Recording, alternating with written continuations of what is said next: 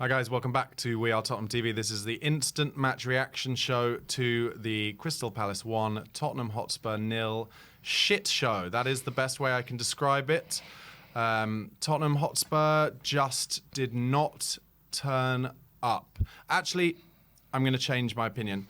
What I mean is we were outfought, out-battled.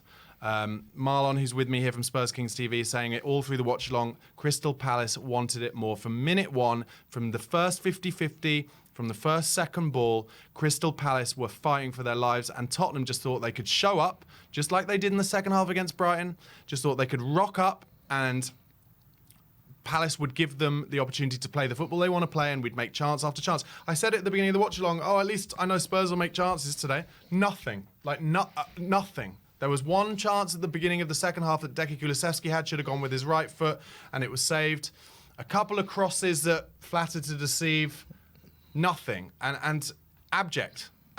And I imagine, it's just after the game now, so we haven't got Big Ange's quotes, but I imagine he's going to come out and say similar stuff to what he said against Brighton, which is the non-negotiables. They didn't put in as much effort as Crystal Palace. They were not as strong as Crystal Palace. And this is the Premier League. If you do that, if you're 3% off the opposition, you will get turned over and you'll get made to look like mugs. And today, Tottenham looked like mugs, Marlon. Yeah, no, look, we saw the first 15 minutes and we were like, both teams couldn't really get on the ball. A lot of misplaced passes. But then once that 15 minutes kind of went past, you just started to see Palace were starting to get more and more in our faces. And we couldn't really cope. And it was, I think, for us, and we mentioned it during the watch-along, it was those balls back to Vicario where they saw the weakness. And we saw Vicario holding his hands up at the end, but actually, it's not really down to him. It's the way Ange wants to play. And I mentioned it to you before the game, our away record hasn't been great this season, and everyone's looked past that. And is all looking at our Europa League record and our cup record and everything, the way everything's been.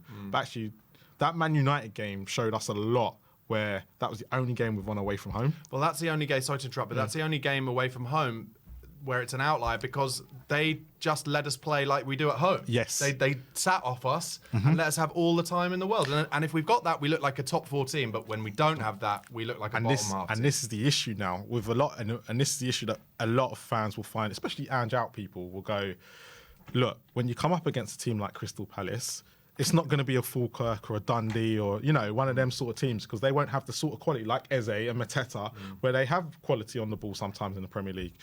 But the biggest issue today is it had nothing to do with the football. Yes, we didn't create nothing. We didn't, going forward, we weren't great. It was just the effort. And I said to you earlier, do you think Thursday played a part in it? And you kind of said no, because a lot of them didn't play, which, I was completely on board with. But then I have to look at this game and go, what was wrong? Why are they not in their faces? Why is it that Brighton's manager came out and said after that game, he went, all I told my team to do in the second half was be in their faces.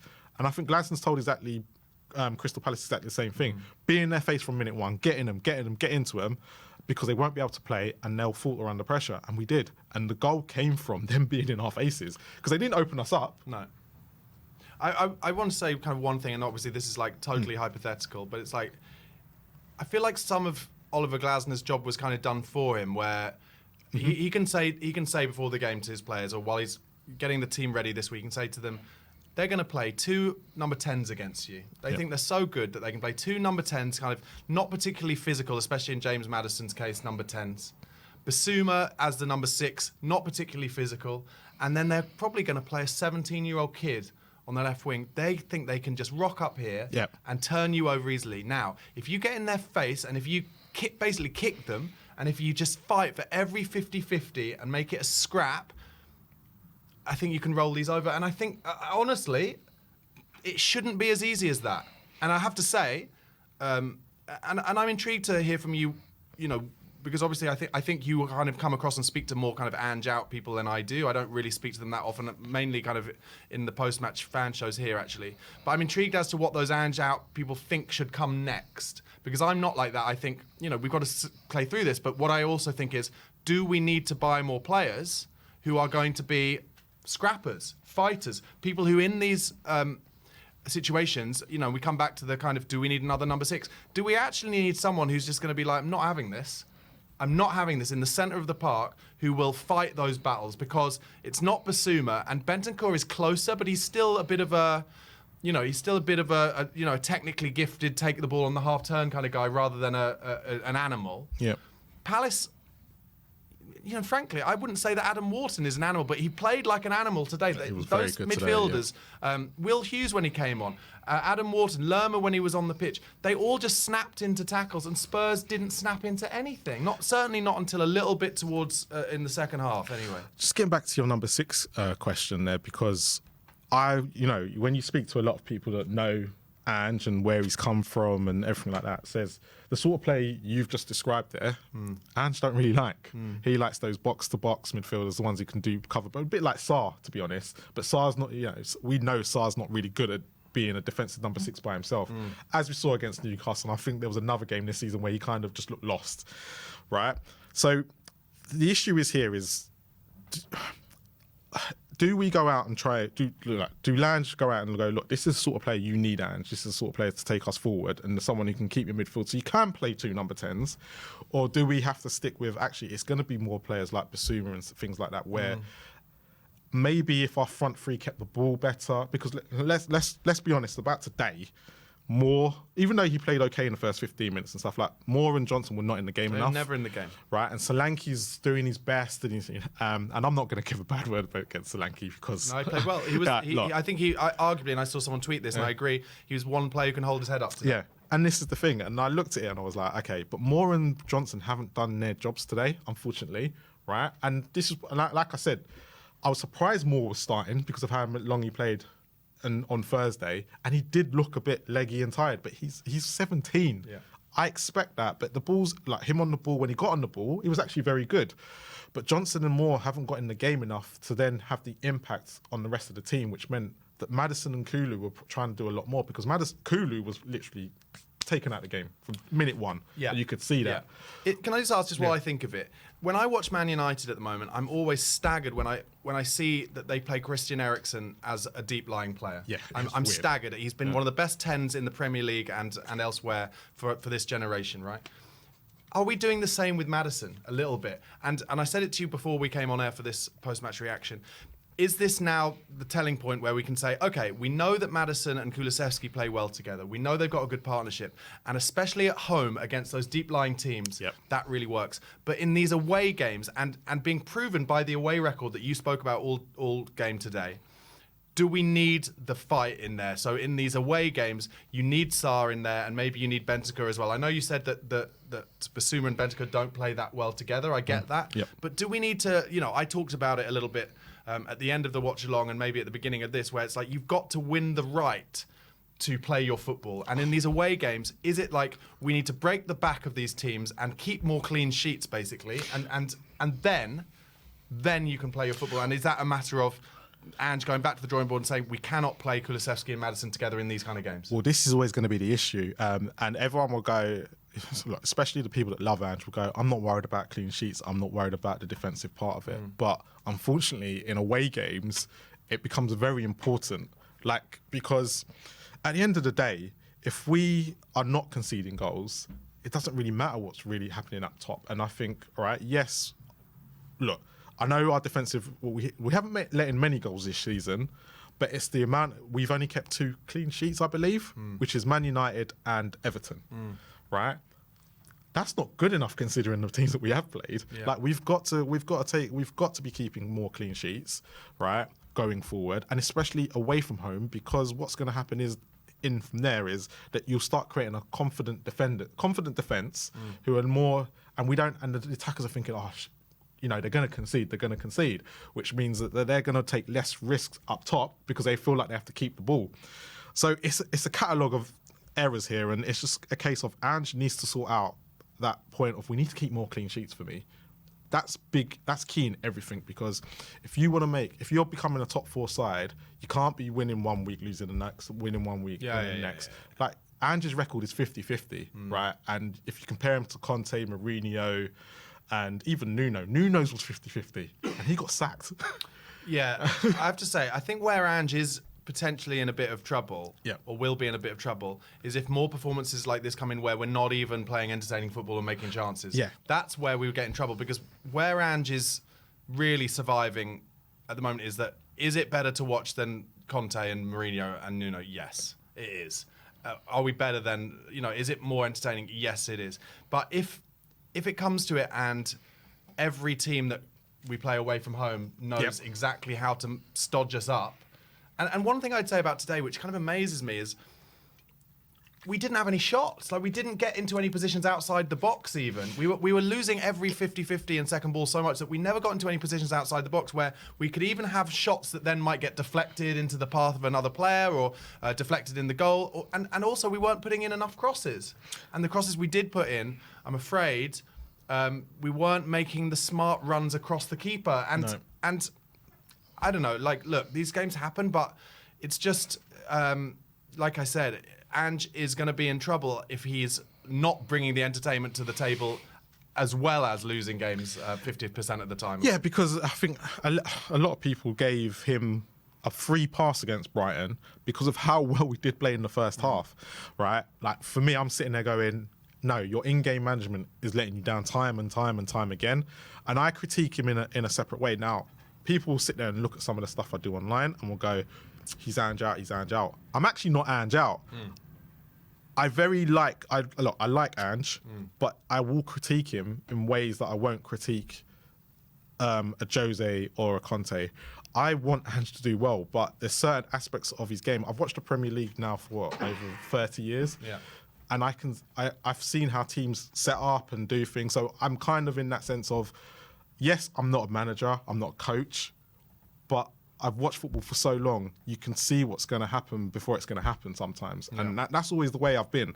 So when I see Ange right now, I'm trying to help him. I'm kind of want him to be successful, but I know that, look, for me, I know the board are never going to help him in the way that he needs help, right? But this is not the issue right now. The issue right now is when he's getting in games and he's in game management, he's not changing stuff early enough. Like, the Vicario, look, he doesn't have to change his football today, but the Vicario incident, you could see within the first 15, 20 minutes what Palace were doing. Yeah. Give instructions to the team, stop doing that. So would you put that down to his stubbornness? The thing is, the reason why I won't call him stubborn anymore, right, is because I've seen a lot of things have changed, right? He'll come across as something, he'll say something else, but you do see a lot of things change. Like the corners, like I said to you today, we've only conceded one corner this season. Thank God. Right. So, and he said at the back end of last year that our corners weren't an issue, but it didn't bother him. But well, they obviously have, because look, you've completely changed everything that you've done with corners. So it's not down to stubbornness. I think it's down to a way, and I'm going to look at it and go, his in-game management must be an issue, because I believe that Celtic fans complained about this as well, and they were winning leagues. And it's something that he's just not learnt from. And maybe this is where the Premier League's slightly different, because I had this issue with him with Celtic in the Champions League, where I always kept saying that. I remember Zidane did it to him. Changed something like that. They were on top of Real Madrid, and literally within seconds of a slight tweak to change the system, and it happens here as well, it's been happening to Spurs, the other team suddenly become on top and they go and win the game. And this is the issue that you're always going to find right now with Ange, is that, yes, your football can work, but you just need to figure out how to tinker it sometimes, because in certain games like today, where you're not getting the rub of the green, you kind of need to change something, maybe in the midfield or maybe, in the front three, which he did kind of do in the second half, right, towards the end. But I think the game was already lost by then. I think their heads have gone and whatnot. But it's kind of, you've got to change certain bits to get the team playing the football again. And that's all it is with Ange right now. But yeah, it's the desire at the moment that I'm really worried about. It's not like to say they're not playing for the manager, but if they didn't come out in that second half and get in Crystal Palace's faces, I'm really worried about this away record and where it's going to lead us. Look, it's been well known for years that the Thursday-Sunday battle is a tough hard. one. It's a slog. It's a tough one, and sure, he made a lot of changes. And listen, I would also say, I'm just playing devil's advocate for a minute. A lot of people have said on Twitter, on podcasts, on here, everywhere, that they want us to prioritise the Europa League this season. Yeah. They want us to prioritise a cup. So if those people are to be believed, then a lot of those people would say they would, to some degree, rather us have won on Thursday to be 3 out of 3 in the Europa League. Yep. And then can we turn City over on Wednesday? then, and you'd say, would I take the defeat at Palace if we get those 2 wins? Maybe you would. Maybe some of you would. I'm not actually saying that I would. No, it's not quite as simple as that. But No, I think if you have an opinion, it's a reflection. If you have an opinion where you're like, oh, all I care about is us getting a trophy, and I want us to concentrate on the Europa League and the League Cup, then you'd have to say if that is the week that we have, that might end up being quite a good week. Yeah. However, that's not exactly how I feel. What I would say is, and I alluded to earlier, is, and you're saying you're not Ange out, but remember, I lost trust in him. Remember, I've lost trust. You're able to critique him, and you speak to a lot of people who are. I want to know, just hypothetically, and this is not me, because I think we stick with Ange and give him the full time. Yeah.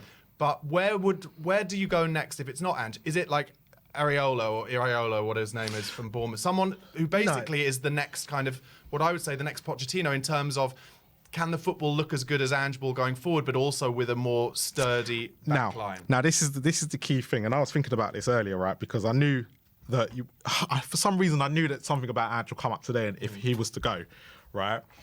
And I think Spurs, the board have gone from one extreme to the next. You've gone for this, You've gone from. To be fair, from Mourinho, take Nuno out of the equation, from Mourinho to Conte made sense. Yeah, even though the formations were completely different, they made sense in the way that they both like to play football. So actually, the signings that Conte was able to work with were very much defensive-minded players anyway, right? They might not have been the right players, but they were defensive-minded players. But now you're then asking from a defensive-minded manager to go to an attacking manager, and that's why we had the summer clear-out that we had to, because they're not going to fit Ange's way. But my theory is, look, I take Poch is the prime example right now, where you had an attacking manager, but actually the clean sheets were important and defending part of it. And sometimes that's what you need. You just need that medium in the middle. Now, I don't know if there's a coach out there like that, right? But there must be, right? But Spurs have got. Let me ask you a question. Has Pochettino taken the American job because he thinks in 2 years' time, 18 months' time, Ange might have run his course and he gets another shot at it? Possibly. I don't know, because I thought he was going to. You know what? I thought he was going to wait it out a little bit, because I predicted this season Ange would be gone by Christmas and would get Poch in.